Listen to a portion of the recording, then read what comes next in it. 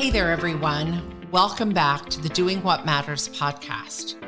I am going to do something a little bit different this week on our episode.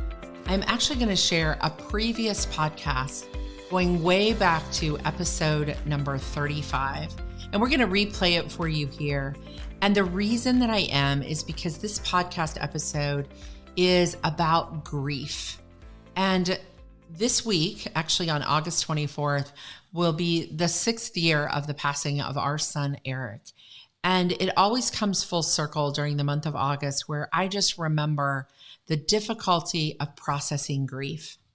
And I think there are so many people out there that loss is a part of their story in so many ways. So we're going to repurpose an episode here to this week. I don't do this very often, maybe one other time, but I want to be able to share this episode with you. It's so special to my heart. It was even interesting as I listened back and thought, wow, where was I at year 2 of the loss of our son?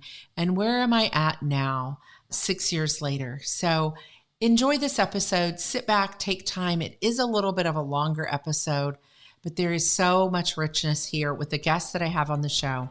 So enjoy this repurposed content of the journey of grief.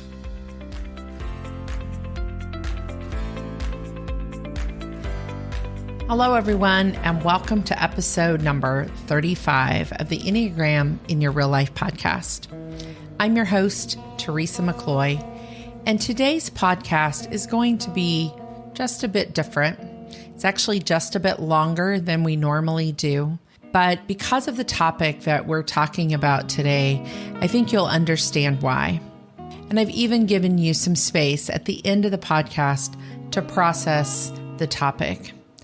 Today, we're going to be talking about the Enneagram as a tool to help us process grief and loss. It's a difficult topic, but it's timely, as actually at the release of this podcast will be the 2-year anniversary that our family actually lost our son, Eric. Our son, Eric, if you go back and listen to episode number 17, our son, Eric, actually struggled with addiction and passed away from an overdose 2 years ago this week. And so I wanted to honor his story and his life by really bringing you the real life topic of grief and how the tool of the Enneagram was valuable to me and is valuable to me in this process of grief and loss and carrying Eric's story forward. And I've invited 2 dear friends of mine, Shawn and Kathleen Loughrige, who are ahead of me and ahead of our family in this journey of grief and have been such dear friends for me. And I think you'll really resonate with their story and be able to take things away from their story that is so helpful. Things like how we do differently with grief, how we can huddle together as a family, how we lean into our grief, how we can hold space for others, how to be gentle with yourself. These are just some great takeaways that you'll find in this episode. And as I said, this episode is a little bit longer, so you may even want to break it into 2 parts.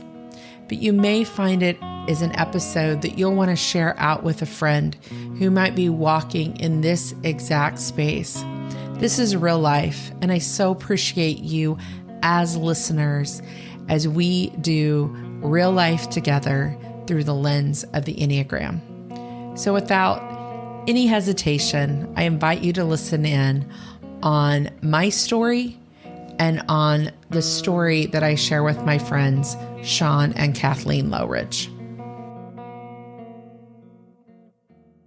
I am so excited to welcome my friends, Shawn and Kathleen Loughrige, to the podcast today.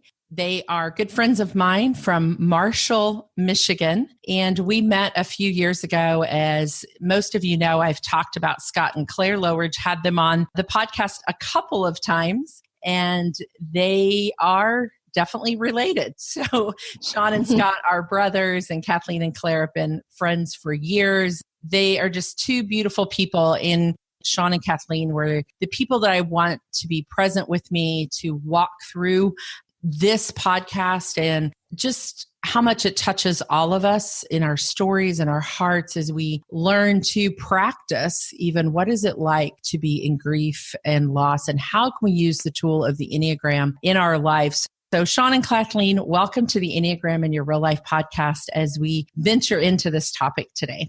Well, thank you for having us, Teresa. We're blessed that you invited us. That's correct. Thank you very much.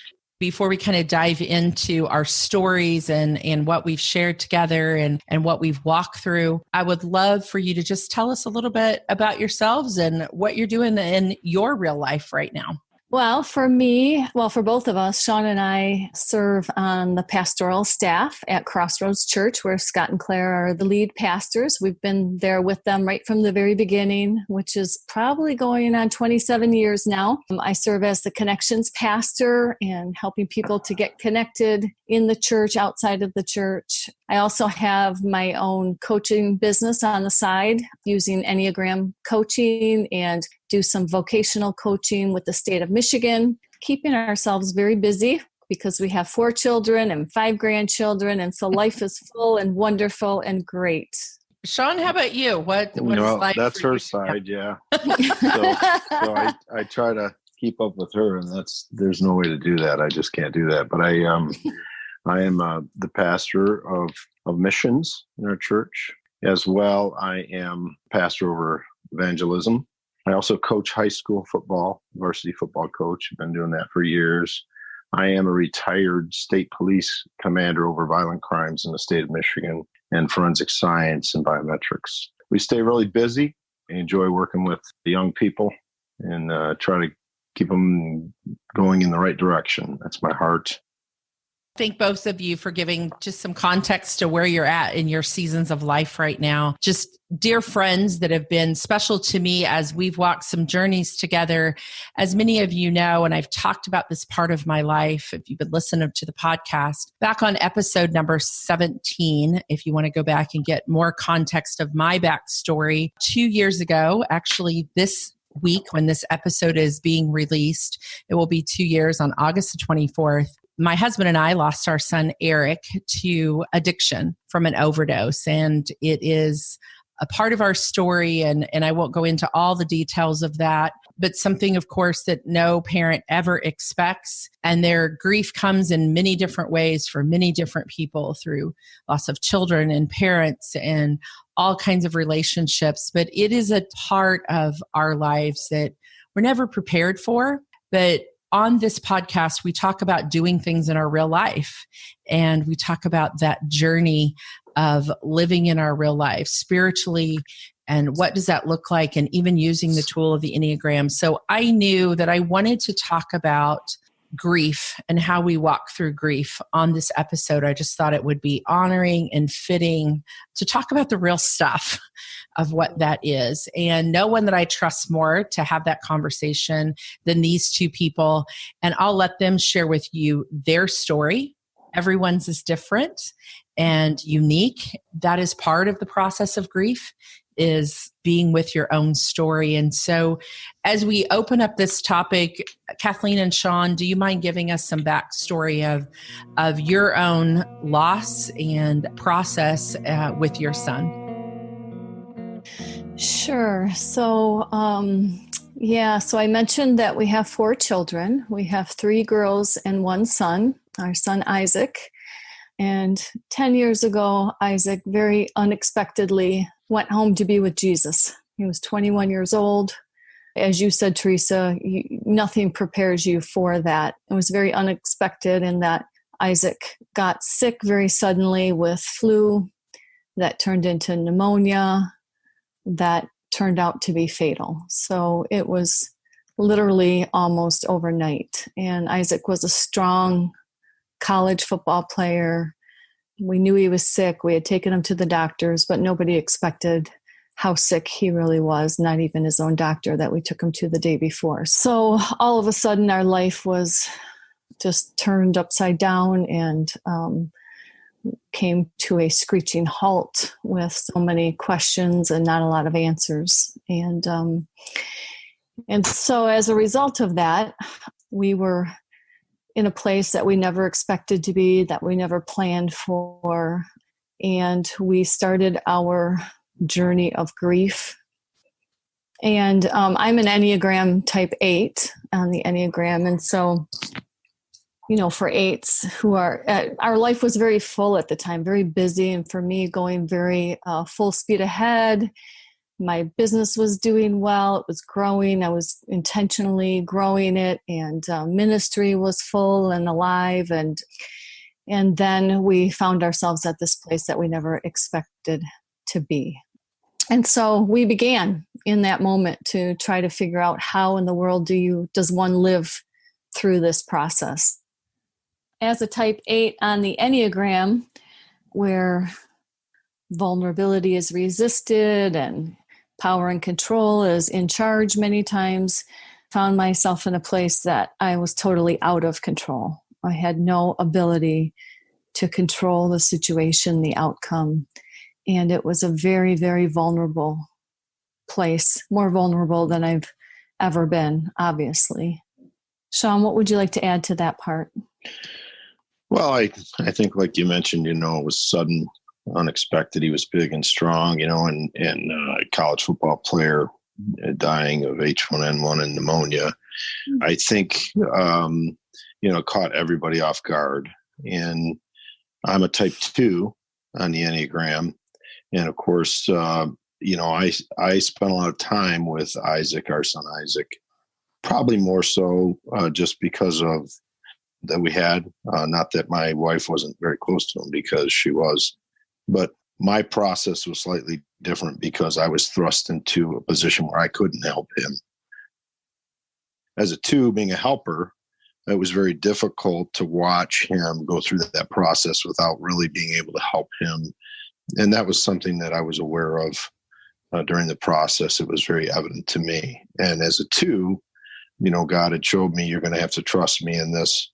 I will take care of this. And so that's what we've been learning as a 2, me as an individual, as well, Kathleen, and being an 8 and the harmony triad of 825 and 258, we're both in that same harmony triad. So that's what I would say in summary of that process. I mean, it was certainly something that no parent ever wants to go through, but that is life, as you have said, Teresa. And I think God has been really good through the process of the use of the harmony triad and the Enneagram for us. So.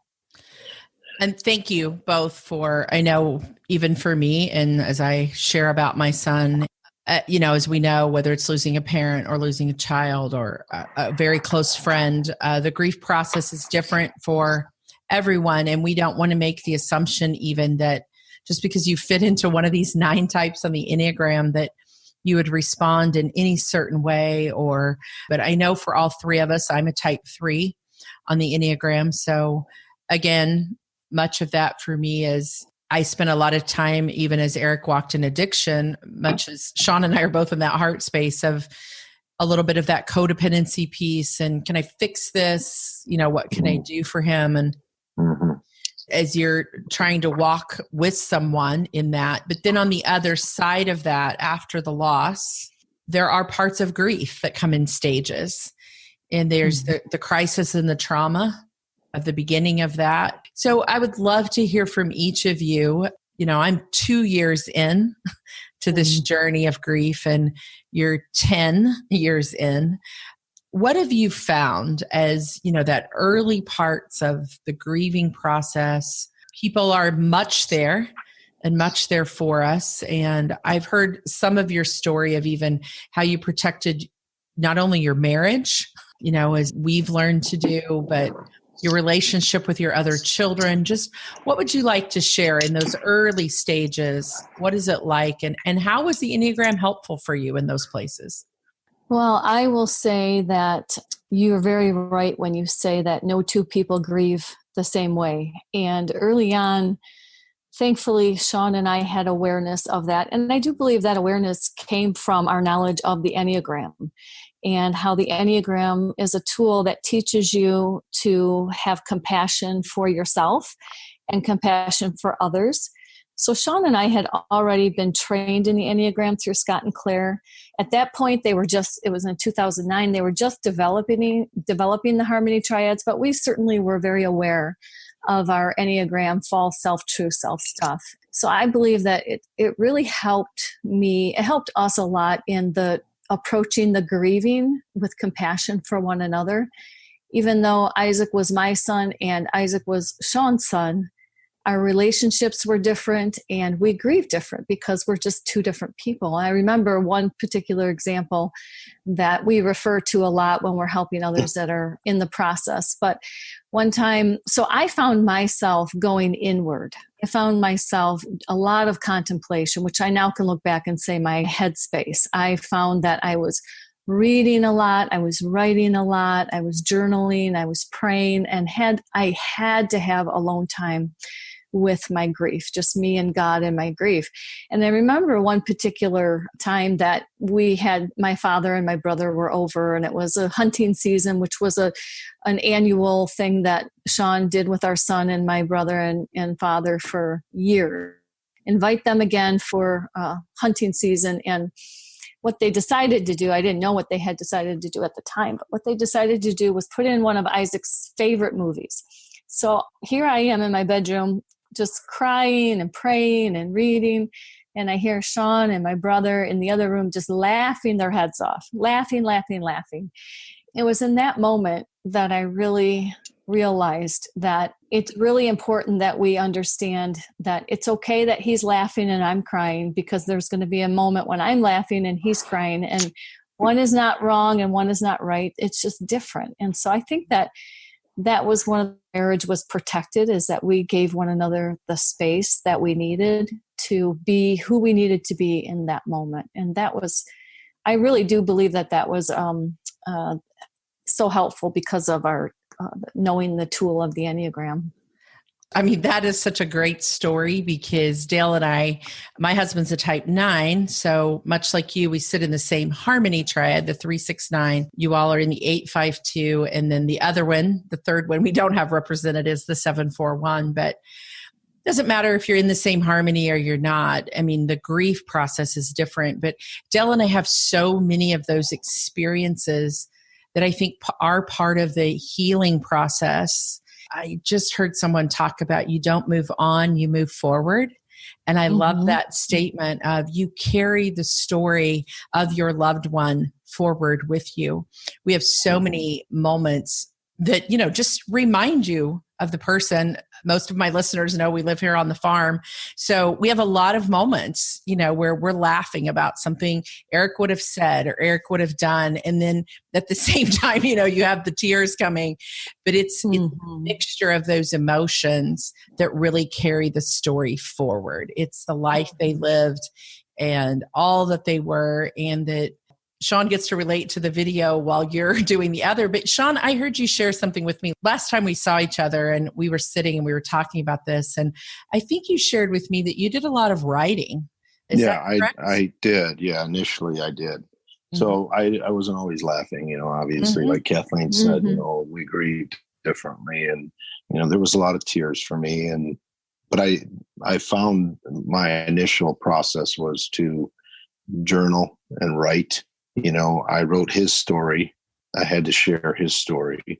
So I wrote his story, and it helped me to grieve the loss, to understand God's purpose through his life and to see it manifest. One of the things that Kathleen did immediately as well was that her and our daughters created a foundation in his name and in detail of that process. But then I spent a lot of time researching. I went to my 5 contemplative process, very, very much so right off the bat. You're kind of forced into solitude. At least I was. I felt that way. Meanwhile, staying very close to my girls and being that too, trying to help them be strong, but certainly spending my time in contemplation. I also, one of the things I did was I started to read a lot like Kathleen, and I wanted to know, like any father, we raised Isaac as a Christian. We knew he loved Jesus. I just wanted to make sure I knew exactly and more about where he was. So I read a lot of books on heaven. Kathleen helped me to research grief. She wanted to understand grief. She protected us and our children so that we would grieve properly. So, I think we both kind of really went into the process of the Harmony Triad, taking control, that 8 process in me. I wanted to make sure that, I walked in that, to not let this situation get out of control, let it make me get out of control and my people that I love. So that was my part. And that, it does that circle around, the Harmony Triad where I'm making sure I take the authority and the control of, like, I'm going to be a helper, but I'm also going to make sure that everybody's protected as much as possible in the process. So I talk here on the podcast about healthy is living full circle. It's living all the way. And when we're in this beginning process of grief, we are in shock, we are in trauma, we are in those things. And so using the idea of a circle, one of the healthiest things I think we can do, and I know I did, and you all helped me maybe more than you realize, to pull your circle a little bit close and to really understand that there will people that will understand your grief and there will people that will not understand your grief. And because we all do it different, people will ask you silly questions and give you crazy comments and all kinds of things. And so it's fine to protect yourself for a while and to pull into that. Kathleen, to huddle. You want to say more about that? Yeah. Because we found that, and I think this really was so healing in our process, is that we huddled as a family. I mean, we've always been very close, our kids and grandkids and Scott and Claire and a few close friends, but we just huddled like every day. We had the kids close, and I see that as really part of our 2 connection space is that we did huddle. And yes, there are people who say things that are just out of their ignorance, say things that don't make sense. And rather than get angry, it was helpful for us to just realize that you don't know what you don't know. And I'm sure I was one of those people that said some really stupid comments, and you just don't know. So there's grace for people, especially when you have your close-knit group of people that they're surrounding you, they're praying for you. You can be telling Isaac stories through laughter and through tears. And so that helped us to really lean into our grief, because the natural tendency, maybe even for a gut space like myself, would be to move past it pretty quick and get on with my life. I know I was in a position where I just had to stop. I stopped, and I really just took the time that I needed to grieve and leaned into the grief, letting it be the teacher that it needed to be in my life. And so there's many nuggets of that I still pull from my grieving time. And Isaac continues to be one of the great teachers in my life.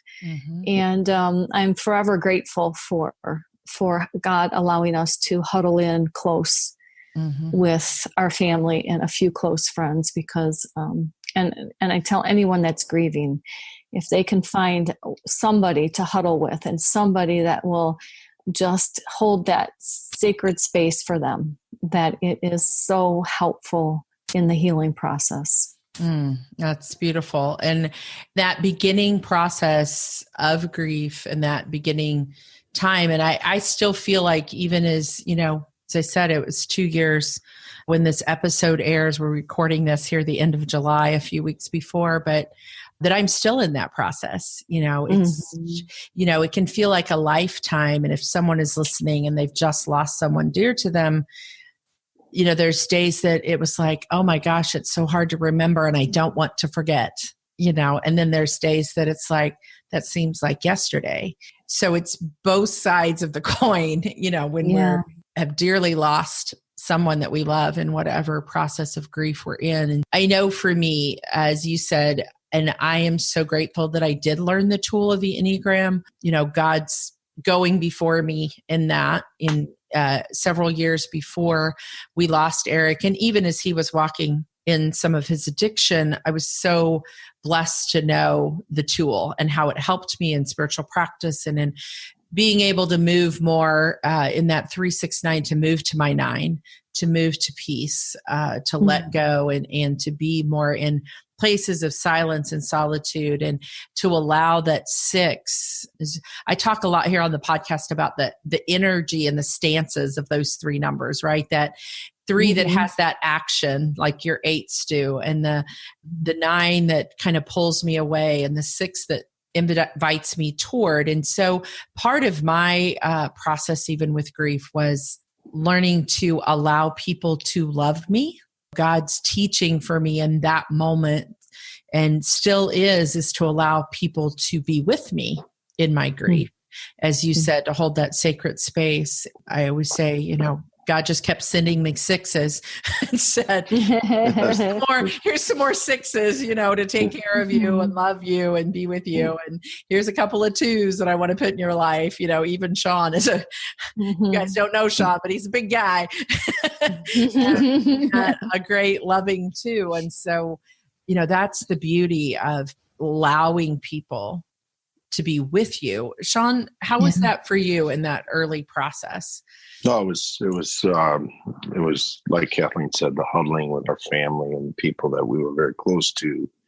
It gave us a sense of grace to be ourselves, right?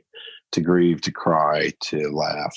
And those people with the dominant personality styles were so beneficial for us, because grief is so painful. I think it's probably one of the worst things a human being can really experience with regard to human experience, obviously.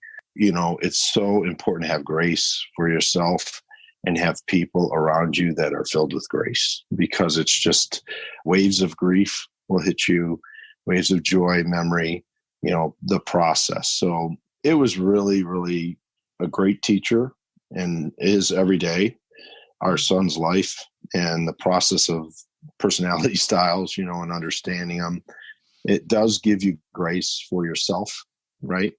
That was a big thing for me. I had to be gracious to myself. If you were to ask me, so what do you need? The infamous 2, what do you need? Because, well, I don't know, because I got all these people around me with all these needs. Well, I was thrust into having to have grace upon myself so that I can be and could be a person of grace to the people that needed me the most, my girls and my wife and my grandchildren, and, we raised our son to be a strong lover of people. And he was, and, he would be the first one to say to us, you need to take care of yourself, make sure you do that. So we made sure we had good people, and God put people in our lives that were just really, really gracious toward us and loving. Yeah. I remember one of the things that Scott and Claire taught us right at the very first is to be excessively gentle with yourself. And so, when you're in a place that you've never been before, you don't really know how to do life. And they gave us permission to be gentle with ourselves. And for me, that meant I stopped all work. My ministry life, my work life, it was all put on hold. And I'm so grateful that I could do that, because not everybody can do that. I understand that. But for the areas that you can't, there's invitation to put boundaries up and give yourself space to grieve, because it would be very easy to rush past a lot of the grieving process. And we've since learned that through so Shawn and I teach a grief class. We do grief coaching. One of the things that we really try to encourage people is create some margin in your life. Evaluate your life. Where can you make space for yourself to grieve? What are you doing that might be just expending energy that to get where you're on autopilot to get through the day? But how can you create space to be with God, to be with your pain, to be with those you love? That I think is so important. And I'm grateful that Claire and Scott gave us that permission right in the very beginning, because it really helped us to have the space that we needed. That doesn't come all by itself. You have to intentionally make it. Yes. And I think, I was blessed too that, Dale is self-employed, as if you've listened to the podcast, we live on a farm here in the Midwest. So he was self-employed and didn't have that expectation. We still, had to operate the farm, but I was blessed too to be able to have some space and some time, and probably more that even people around me saw, because, I'm self-employed as a coach as well. And so had a lot of that openness. And I know that unfortunately that is not the norm in the workforce. People, and Shawn I'm assuming was still working at the time, and you're still required in whatever it is, you get a week or you get 3 days of grief in many workplaces. And as you walk with someone in their grief, when you can give them permission to not have an expectation to show up to eat, or to, we always want to encourage people to be out and about. And that's maybe if they've gone to work all day, that may have been all they could do that day. That doesn't mean they're in deep depression. That doesn't mean that they're withdrawing, but that may be all they could have done that day. And in our loving selves, many times in our own type, we try to project onto people what our type would need, and just really listen to those we love if we're walking with someone in this process. So Kathleen, as we kind of transition even in our conversation, because I know you all are further on the journey, I know this is work that through Isaac's story, you honor him by being with others in this place. And as I work so much in the recovery space, and because of my son's story. And so God does give us the path forward in what we're to do. And so I would love to hear from you, as the work you all have done yourselves and now help others walk in. What are some very practical things? What are some things that you see in the process as you've worked with people around, grief and grief counseling and coaching and things? So one of the things that we have found as a great gift in our life is recognizing the people who sat with us and helped us in the process. And so we have found wonderful gift in sitting with people in the process, whether it's through groups that we do at church. Through Grief Share is an excellent tool for people to involved in a grief support group. So we teach that, and we do marriage coaching around grief, because as you know, in a marriage, when you lose a child, especially, the statistics are not good for couples to stay together. And so I believe that, what we have been through is not only a gift as a giving glory to God, but we know that even like in 2 Corinthians, where it talks about being able to provide comfort to others in the same way that we were comforted. So there's a lot of things that we gained from others in those beginning years that we really realize is a gift from God to help others, because we know that it can feel overwhelming. You could feel like there's no way forward in grief. I don't know how I can ever live my life again. I don't know how I can ever heal my heart. Can my heart ever be healed? And so we understand that, and we want to encourage others in the fact that there is hope and that there is grace, and we are here to tell you that God is with you in the process. And no, you will never get over your loss. I will never get over losing Isaac. I don't ever want to get over losing Isaac, but I am getting through it. And I'm bringing many wonderful gifts with me as I have journeyed through grief. And I believe it's lifelong. And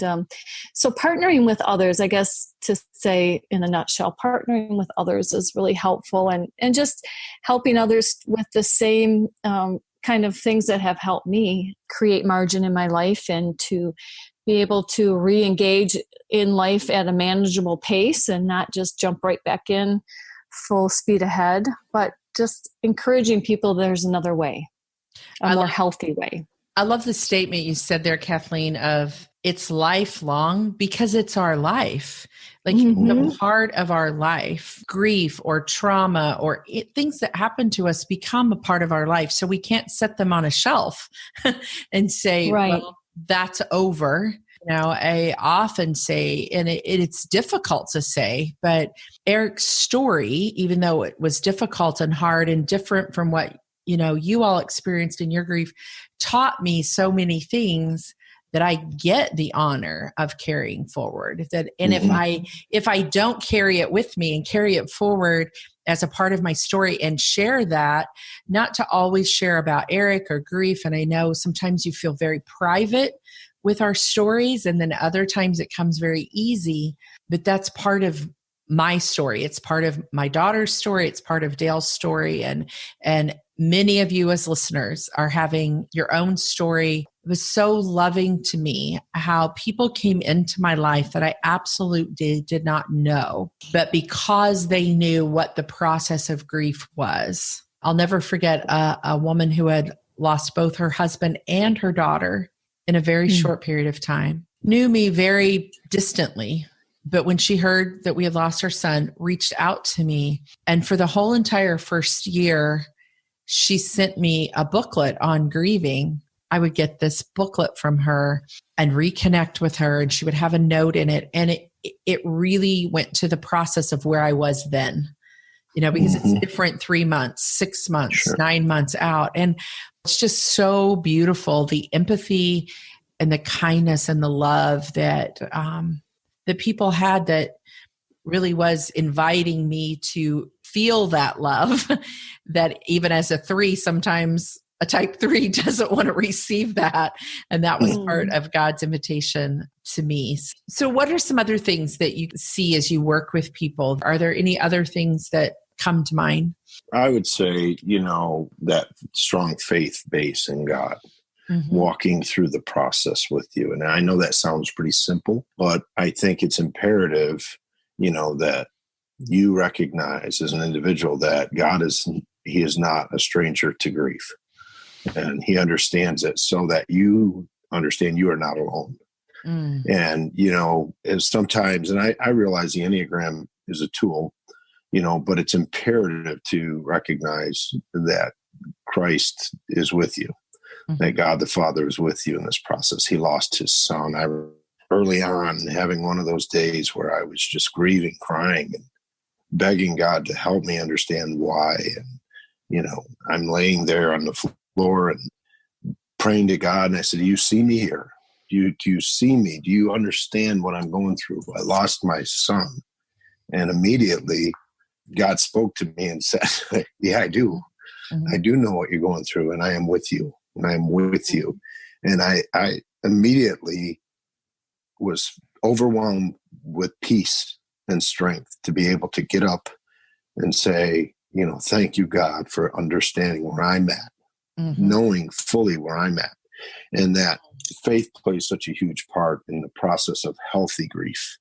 And so I would encourage anyone to look at the way God walks through the valley of the shadow of death with us. He knows he's very acquainted with death and grief. So that's my 2 cents. No, thank you for sharing that, because yes, as we walk in that place together, we know that only that will carry us through, and only that will help us to walk in this place and walk in this place with others that we love and care about. And one thing, if you don't mind sharing, and I guess I'm putting you on the spot here a little bit as we open up the circle a little bit wider, both in our family and yours, we also were walking with our children in this process. And I know for many people, whether it's a child losing a grandparent or losing a sibling or losing a parent,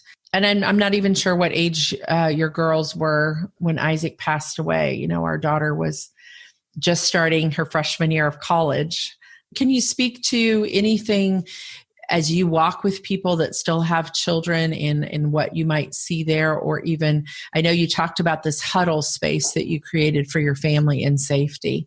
What are some other things that might help families that have children and what you've seen with children?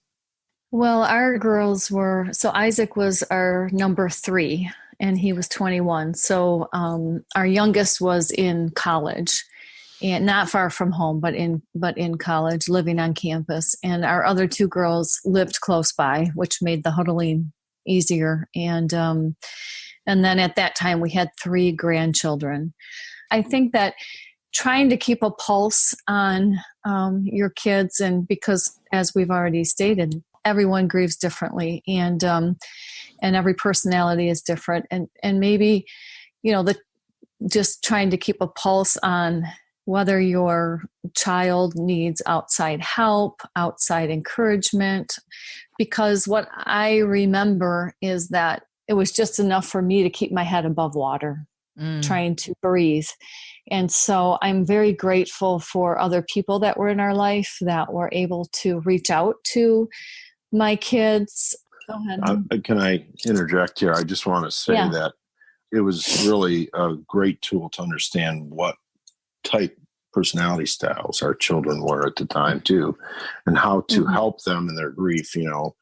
We have a 6, we have a 2, and we have a 7, So we had to understand what comes out of them in grief and the true self and not so authentic self, that not so resourceful side of their personalities. So we made space for them in that. We were gracious to them. Our youngest, she was a sophomore in college, and she was closest in age to Isaac. So you asked how we did this. It was the middle of the semester. It was in October when he passed of 2009. So it'll be 10 years in October. But she immediately came home. She left that semester. And we knew, Kathleen and I had discussed it, that in January, one of her things is to run from pain. It's just part of the process. She doesn't like pain, and we were very aware of that. So we made space for that. We gave her permission to go back to school. And I remember distinctly having a meeting with her and saying, listen, I don't care if you fail every class. I don't care. You go and you have to move on. Your brother would want you to move on. And I gave her that space.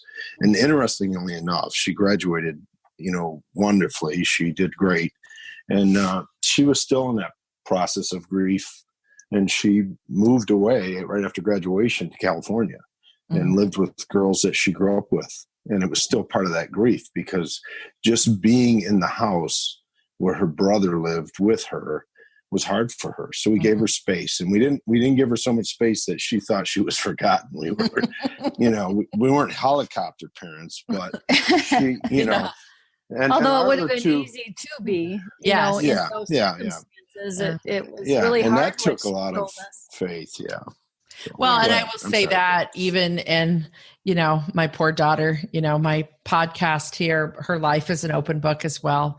And as a type 5, which she is, that's not always easy for her. Yeah, that's hard. Yeah, and so her and I had many discussions when Eric passed away. And just to give you a little backstory, both of my kids are adopted. Dell and I adopted them, and they're 10 years apart. So bigger difference than what you're talking about. So they were close, but yet even because of Eric's addiction and struggles, there'd been some separation. But when we've talked about grief, and again, the Enneagram has been so helpful, because I know as a type 5 that there is going to be a lot of inward.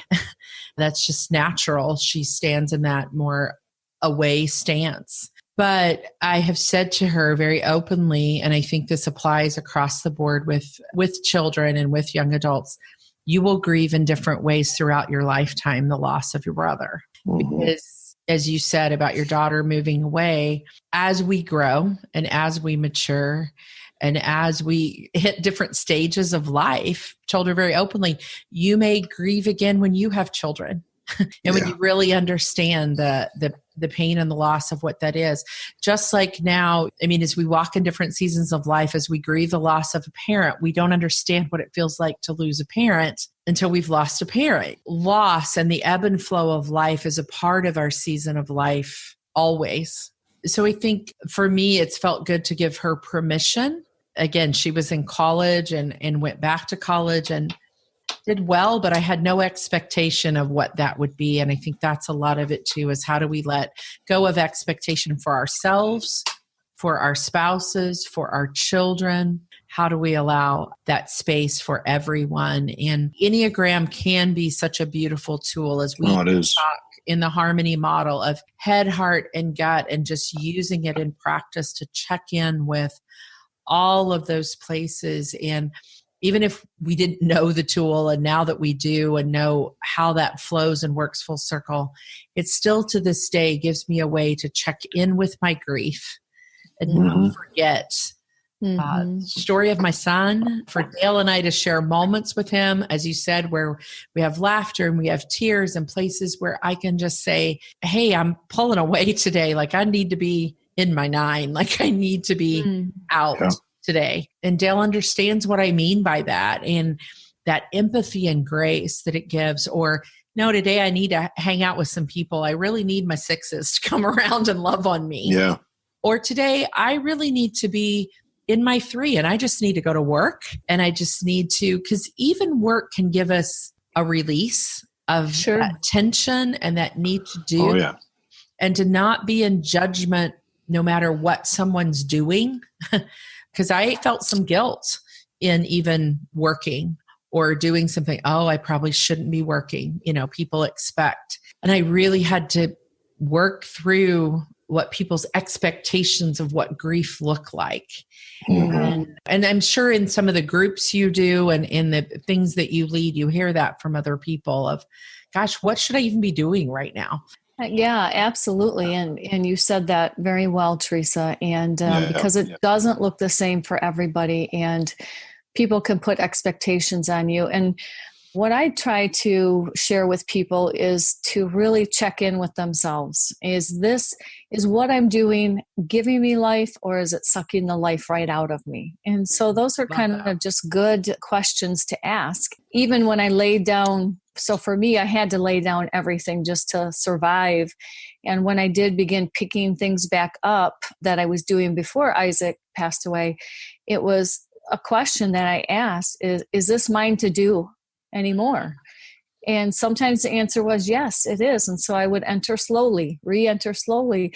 Sometimes the answer was, no, that is not yours to do anymore. And I just had to be at peace with keeping that one down, because you're right. Sometimes we need all of it. We need to access all centers. And sometimes the doing center, the action center is helpful. And so just like we have access to the resources of our head, heart, and gut, we also have access to the non-resourceful parts of our types. And so I think just the awareness of the gifts and the weaknesses of each type, because they're two sides of the same coin, right? Our strengths and our weaknesses are two sides of the same coin. And just paying attention to what's coming out and what's causing it has been very beneficial to me in how I move forward in my life, even today.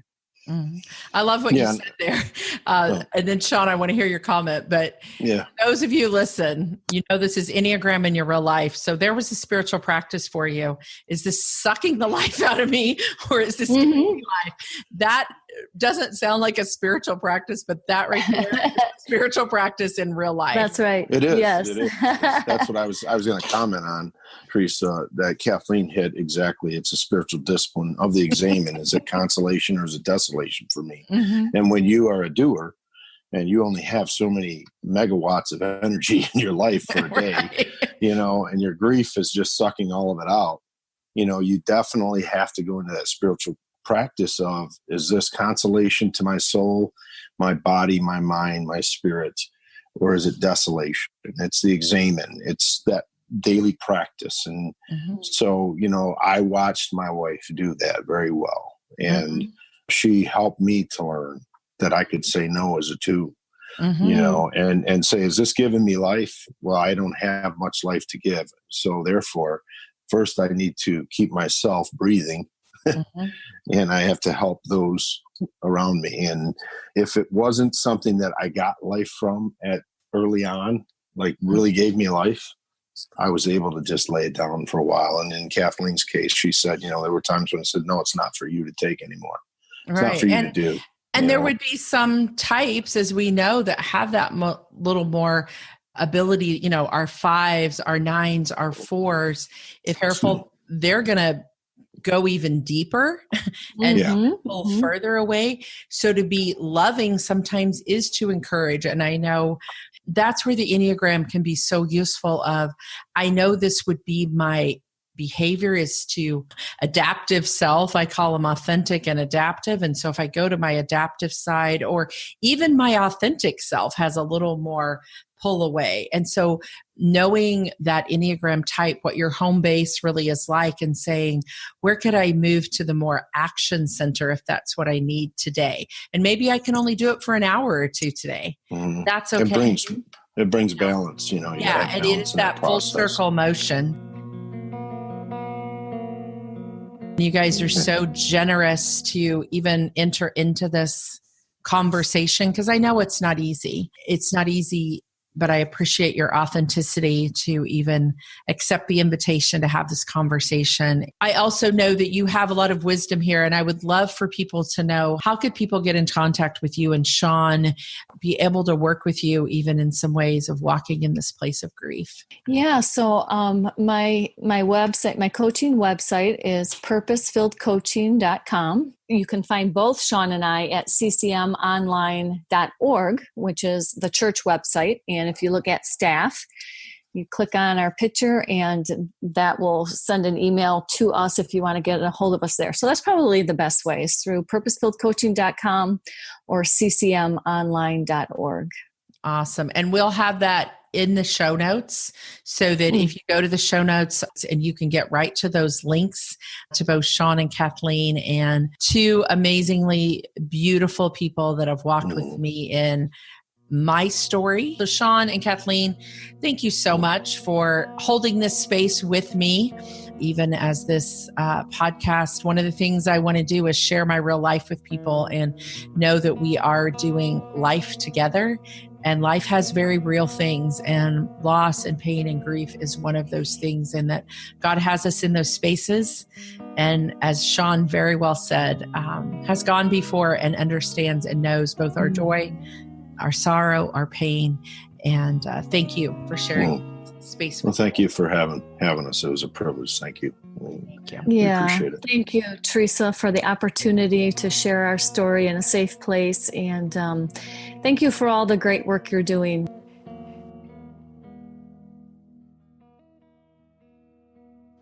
Thank you, everyone, for listening to this podcast. I think it's important that we talk about real life topics such as grief and loss, and learn how to use beautiful things that we've been given, like the tool of the Enneagram, to help us process in those spaces. So thank you for letting me indulge just a little bit today into my story, and also with my friends Shawn and Kathleen, as we just talk about these real life things. Today, to end the podcast, I would like to share with you just some music for you to reflect on. This is some original music written by my friend Josh Morrison, a longtime friend of mine, an extremely talented musician. So use this time to reflect, to ponder, to be grateful in the day. And remember that every ordinary day really does have extraordinary moments, even in times of grief, even in times of loss. Have a great week, everyone, and we'll be back next week for more of the Enneagram in Your Real Life podcast.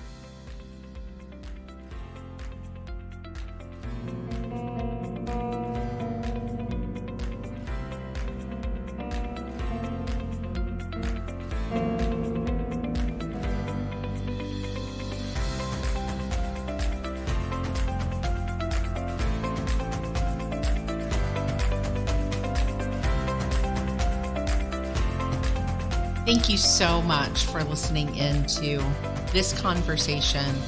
And just to my dear friends, Shawn and Kathleen, that we had this conversation 4 years ago around this story. And there are so many ways that we would love to invite you to do this journey with us. This is what we do each and every day here at the Real Life Process, as we provide tools and ways for you to sit with your story. One of our favorite tools that we have for you sitting with your stories is a new tool that's come on board here at the Real Life Process, One Life Maps. And it's a great way to process through some of these things. It was such a helpful tool for me as I was walking through the layers of grief and continue to walk through those layers of grief in my own story. And so Lindsay Sturkey, our executive director of One Life Maps, is going to come on right here at the end of the podcast and share with you a way that maybe you can connect with the maps in some training that we have coming up.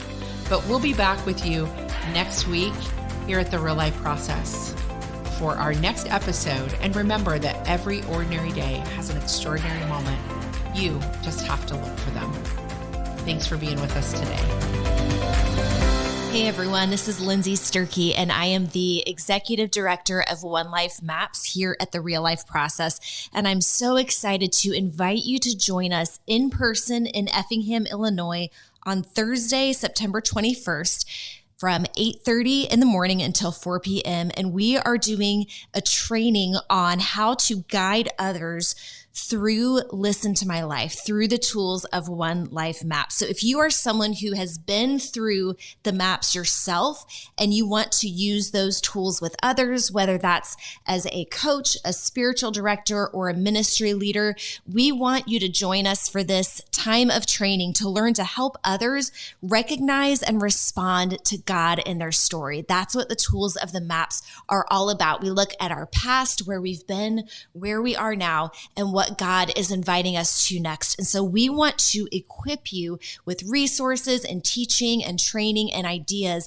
of how you can use these tools in your work with others. So we're going to do things like have listening groups where we talk with each other about the tools of the maps and brainstorm together how we might use them. We're going to give you ideas and resources for how to use the maps in different contexts, such as one-to-one or group coaching, maybe in a workshop, a retreat, or other settings you might use those in. We're going to talk about how you could use these maps individually or as a whole if you go through the whole portfolio, or maybe even use them aside other content or tools that you use in your work or ministry. And we really want to equip you with some practical ideas of how you can use these tools with others. We believe in the power of these tools and have seen how they can help you grow personally, and also what might be possible as you use these in your work with others. So if you want to join us, register today. You can go to the link in the show notes. You can go to thereallifeprocess.com/One Life Maps and find all the information and details. Again, it's Thursday, September 21st in Effingham, and I hope that we'll see you there.